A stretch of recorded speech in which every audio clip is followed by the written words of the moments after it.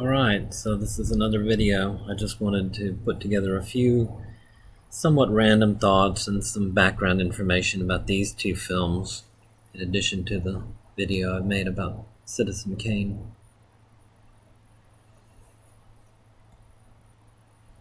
City Lights came out as the transition was being made from silent films to talkies. You can see that both this film from 1931 and Modern Times, another great one by Chaplin from 1936, were delivered essentially as silent films. Especially from our point of view, they seem like silent films. But they do have sound effects, musical scores, something like dialogue at times. And so he was aware of the context of the talkies, even as he was resisting delivering such a movie just yet. He would do that in the early 40s for this next film after Modern Times. Chaplin, as we said, came from a poor family in England. Performers. It's his background. And so, even though this social criticism is not maybe the most important or strongest, most obvious element in these films, it seems like it is there in City Lights. And so I think that is something we'll look at as we go along. I think it's there in Citizen Kane and in Sunset Boulevard to some extent. Mostly in Chaplin, the beloved tramp, of course. He may be poor, but he seems relatively noble, and the rich guy who doesn't know he's even driving when he's driving drunk. Plus everything else he does just about seems pretty empty-headed, careless. So that's pretty typical to mock the upper class or the rich people. That's common in novels and stories of all kinds. If they're a minority, it's easy to criticize them and to be resentful. But anyway, Chaplin seems to be following to some extent in the ancestry of Dickens. We see that in Citizen Kane as well, especially with the snow sequence and the sled. When little Charlie is pushing that against Thatcher wearing his top hat, it seems straight out of Dickens there. So Orson Welles is borrowing from that in that scene, which is from the 1800s, according to the timeline. So it seems to fit with Dickensian stories, well known in the cultural consciousness of any English-speaking readers, as well as just world literature, really, for Dickens was that popular. Erich von Stroheim is the actor who played Max in Sunset Boulevard, but as he says in the film, he was one of the top directors of that time, along with D.W. Griffith, no question about it. He was known for going way over budget, really doing these artistic films that everybody agreed they were great. But, making money is always important in Hollywood, and so he became kind of a problem director for that reason. His most notorious film, not mentioned here, so I'm only doing that verbally, it's called Greed. It's a silent film, I think from the 20s, and its original full cut was something like 8 hours, 12 hours, something like that. Now that's true of a lot of films, that they're way longer than the release cut.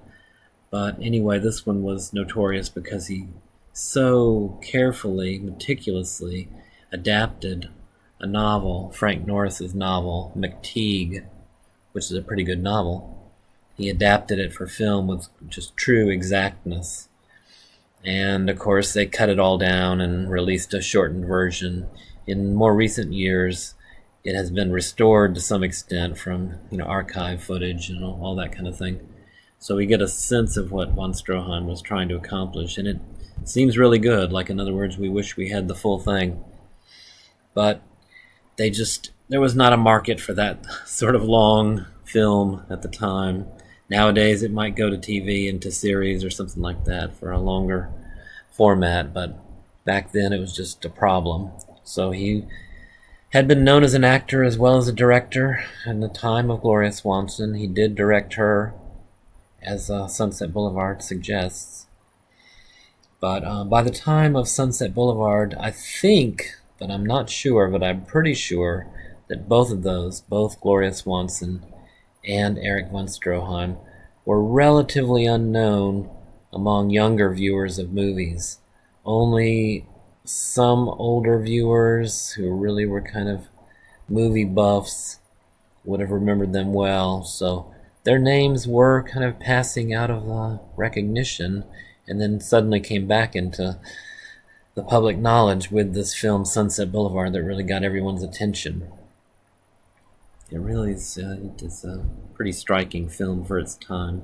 Von Stroheim was from Vienna, Austria originally, and he usually played villains during this period close in time to the Great War, World War I, when Germans were not necessarily highly regarded in the U.S. But really a fine director, really important figure in film history, and so it's really appropriate that he plays Max, the mere driver of the car and the butler and the writer of the fake fan letters. Another element of Sunset Boulevard that we did not highlight is the film noir element, the fact that, of course, Joe Gillis is doing voiceover narration, like so many film noir films do. My favorite moment is when he stopped at the stoplight early in the film and he's given us his voiceover about what he expects to do in Ohio when he goes back to Dayton and maybe takes a newspaper job.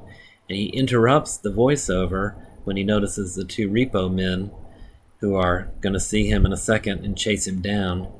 And so it makes you feel that the voiceover is happening in real time, in the present. And that helps you to forget or to downplay the notion that Joe is actually dead as he's narrating all of this. Our tendency when we watch people on screen is to think of them as alive. It's all an illusion. It's just still frames moved through a projector to give the illusion of movement. It's not real people. It's just images of people and all that. But still, when we hear a voiceover and we hear someone reacting to what's happening on screen, it looks live to us. And so that's a neat little effect. That's another moment that I would mention at the end here. It's not there in print, but I'll give you a preview of it now. Billy Wilder was the pen name, let's say, of the director of the film. And he was known for film noir. Perhaps the best example of it is Double Indemnity. Take two. Double Indemnity from 1944. A real classic of the form, or a great movie. It uses the voiceover. No doubt about it, from Fred MacMurray playing the character. I can't remember his name. Gotta watch that one some point. We won't watch it in this class, but if you haven't, hunt that one down. In Sunset Boulevard, a lot of famous Hollywood people are in there playing themselves, and perhaps the most notorious example is Hedda Hopper, the gossipy sort of columnist who is in Norma Desmond's bedroom of the death house, as it were. She's trying to report over the phone and tells the police to get off the phone. She's got more important things to do with that telephone. And this was a lot more unusual at the time to movie audiences. We're accustomed to this, but yeah, it's really in your face. Billy Wilder is pretty much saying, you people in the audience, you love this sort of thing. You follow every bit of gossip, and you believe the lies of Hollywood, and this is how movies are really made, and here's the dark side of Hollywood. So he's bringing that film noir into the reality of Hollywood, as it seems. Cecil B. DeMille, of course, famous director, is playing himself, essentially, on screen, director, and we see the compromises he makes with Norma. He doesn't want to tell her the truth. So there are many links among these films. I just suggest a few here about rich and poor. Joe Gillis, not actually poor, but he sounds pretty desperate. And I wondered if these films are commenting upon the Hollywood process, not just Sunset Boulevard, which is obviously doing that, but the others as well. This notion of wealth coming out of nowhere, descending on someone, stardom, as it were, celebrity. The notion that one performs one's identity, one's role in life is a performance.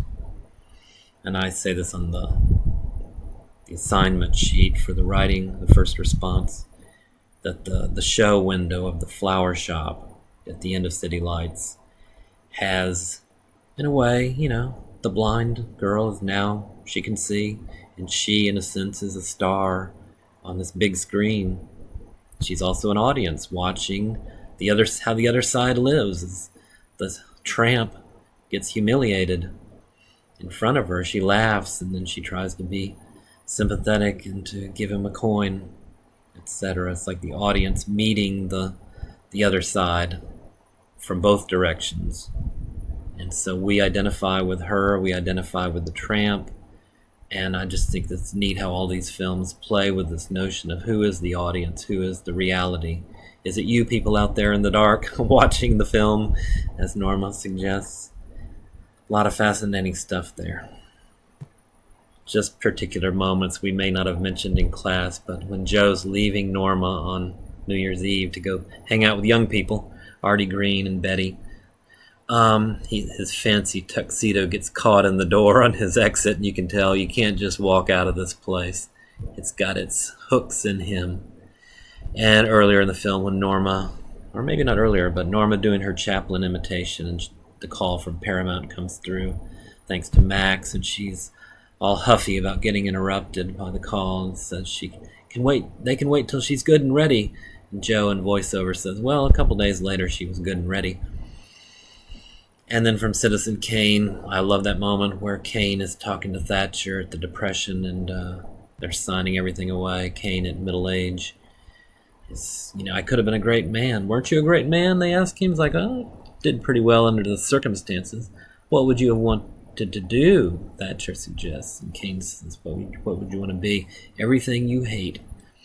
And then the notion of love comes up with Leland. He just wanted to be loved, which seems too simplistic, but it does fit with Susan's career and how that's by proxy. That is Kane wanting to be loved, perhaps through her, wanting to see her win over an audience. And so there's something to all of that. I would need to look into that more closely. There's a lot that's overly simplistic in Citizen Kane, but it's done deliberately. Rosebud as the answer to everything is deliberately simplistic. We're supposed to see that it's highly sentimental, and that Kane, looking back on his youth and in a sense loving that sled, is on one level ridiculous, and he himself would know that that is ridiculous, but it's just one sentimental side of him that he wishes he could go back and maybe start over from scratch. But we get this feeling that he would be the same Kane. He would be ambitious. He would try various things, and he would be risky. All the same, it's just that silver spoon that he gagged on a little bit gave him a lot of opportunities to go to colleges and get thrown out of them, etc., and everything that came after. So it raises those questions of what would you have done otherwise, and to what extent do you control your fate. Really interesting topics. And in City Lights, all the moments when the tramp feels like he's getting away with something, but then nobly, of course, gives all the money to the blind girl. Or when he's trying to sneak out of the rich man's house and take all the food he can fit into his pockets, etc. We see the good and bad, the normal side to him. Petty ways, when he's pretending not to look at the nude statue and getting a good look at it nonetheless. When you write your paper, I hope, and then have it pretty well along by Wednesday the 12th, we can, workshop them ideally in class the more you have written. And I would just suggest what I write here, just so you can read what's there. Try to take notes as you watch the film, if at all possible, or soon after, in retrospect, or rewatch parts on YouTube as needed, or rewatch the whole film would be the ideal. And just try to record those moments that occur to you. They will be different from the ones that strike me as interesting for all kind of reasons, and some will overlap. But anyway, try to make a note of those, because you may not remember them unless you do make a note. Good luck.